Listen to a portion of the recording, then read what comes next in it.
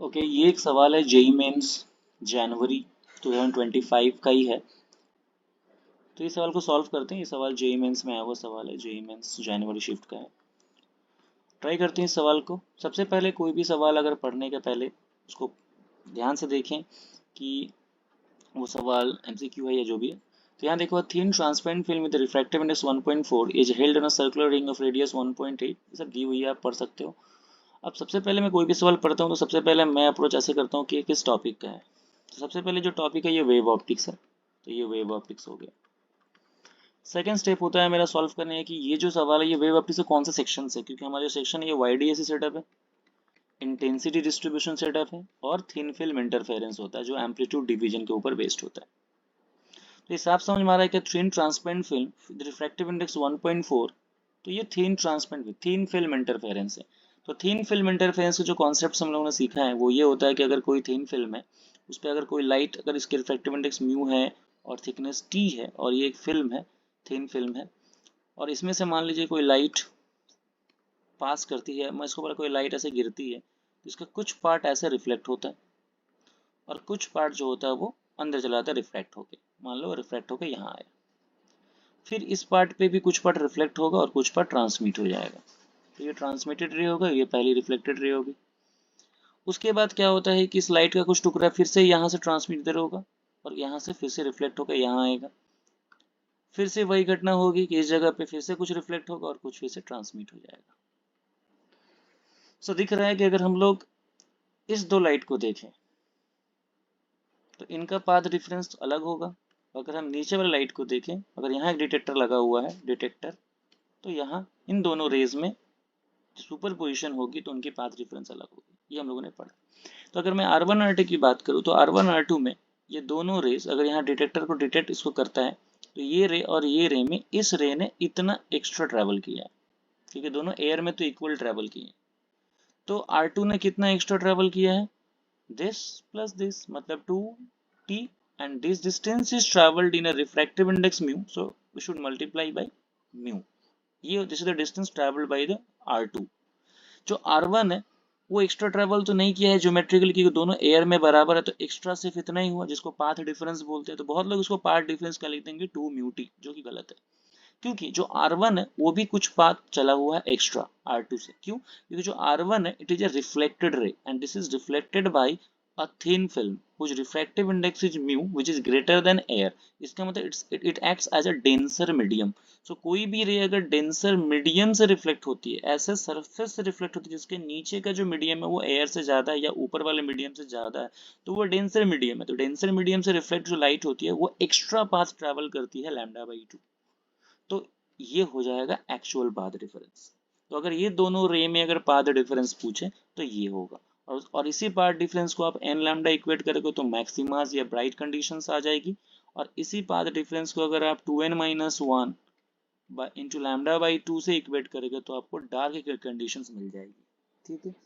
अच्छा, अब दूसरा कॉन्सेप्ट सीखते हैं। अगर कोई लाइट किसी थिन फिल्म को ट्रांसमिट करके उसको क्रॉस करके इधर से रिलीज होती है, तो ये डिटेक्टर जब डिटेक्ट करेगा तो इनमें कोई भी λ/2 का खेल नहीं हुआ। क्यों? क्योंकि कोई भी रेस किसी मीडियम से रिफ्लेक्ट बैक नहीं हो रही, ये यहाँ से ट्रांसमिट होके आई है, ये भी यहाँ से ट्रांसमिट होके आई है।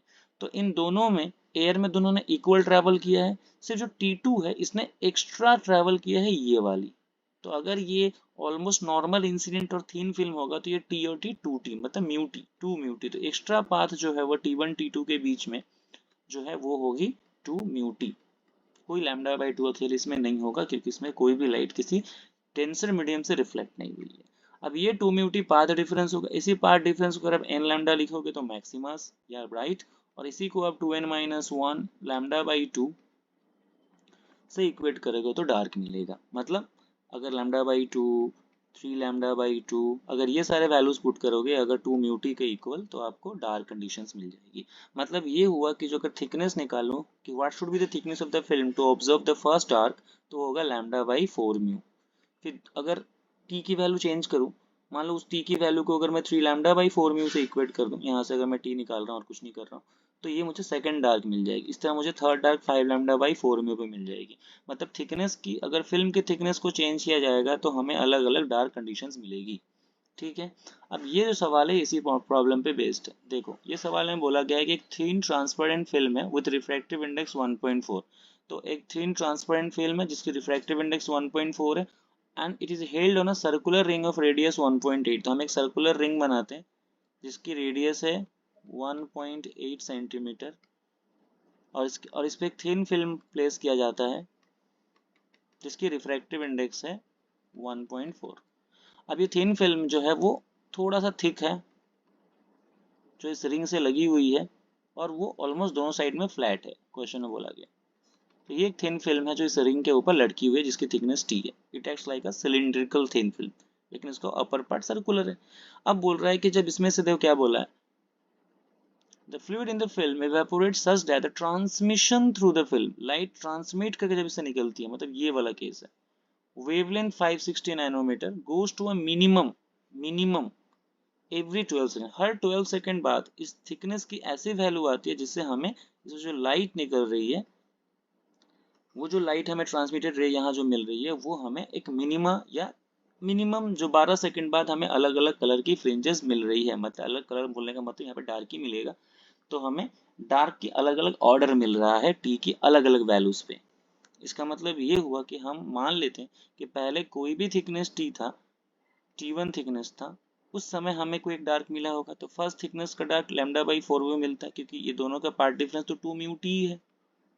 इसी को हम λ/2 लिख सकते हैं, तो यहाँ से फर्स्ट थिकनेस निकल जाएगा λ/4 म्यू।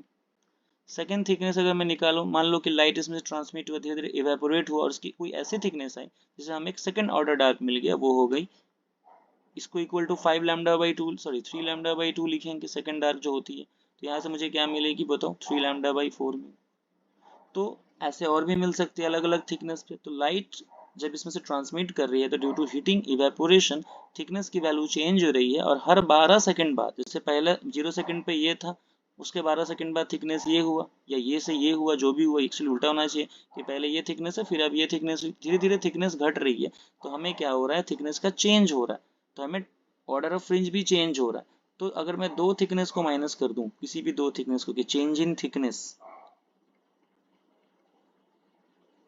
वो कितना हो रहा है 3 λ/4 म्यू माइनस λ/4 म्यू, तो हो जाएगा ये 2 λ/4 म्यू, मतलब λ/2 म्यू। इतना थिकनेस का चेंज हुआ है। अब ये इतना थिकनेस का चेंज कितने सेकंड्स में हुआ है, तो बोला है कि हर 12 सेकंड में। ठीक है, इसका मतलब ये जो थिकनेस का चेंज हुआ है, ये थिकनेस, बार बार का टाइम कंफ्यूजन ना हो जाए, वो इन 12 सेकंड्स हुआ है। तो हमसे क्या पूछा है कि बताओ रेट ऑफ इवेपोरेशन क्या है। अगर ऐसा सवाल समझ में नहीं आएगा तो उसका यूनिट देखिए, अगर कोई चीज़ का मतलब आपको उसका फॉर्मूला नहीं पता, उसका यूनिट में आंसर रहता है। देखो मीटर क्यूब पर सेकंड, मतलब ये हुआ कि आपसे पूछा गया है कि रेट ऑफ वॉल्यूम पर सेकंड, ठीक है, मतलब dt। अब वॉल्यूम क्या होता है, एरिया इंटू हाइट। इसको अगर डिफरेंशिएट कर देंगे, एरिया तो फिक्स है लेकिन हाइट थिकनेस चेंज हो रही है, तो ds dt। ये वैल्यूज हमें निकालनी है। तो एरिया जो क्या लिख दूं, बता दो, पाई आर स्क्वायर। डी माने change in thickness in 12 second, कितना हुआ है चेंज इन थिकनेस, किसी भी दो लेयर को आप माइनस कर दो, वो है λ/म्यू, 2 म्यू, ये जो निकाल के रखा हूं मैंने। ये कितने में हुई है 12 सेकंड में, तो डिवाइडेड बाई 12 सेकंड कर दो। अब सारे वैल्यू पुट कर दो, पाई की जगह पे पाई लिख दो क्योंकि पाई में आंसर है, आर का जगह पे 1.8 इंटू 10⁻⁻2 का स्क्वायर कर दो। लैम्डा है 560 नैनोमीटर में 10⁻⁻9, 12 2 के जगह पे 2, म्यू के जगह पे 1.4। आप इसको सॉल्व कर लो, आपको समथिंग 54 पाई ऐसा कुछ मिल जाएगा। तो ऐसा सोल्यूशन होता है, आप आराम से कर सकते हो। 54 पाई 10⁻13 मीटर क्यूब पर सेकंड ऐसा आ जाएगा।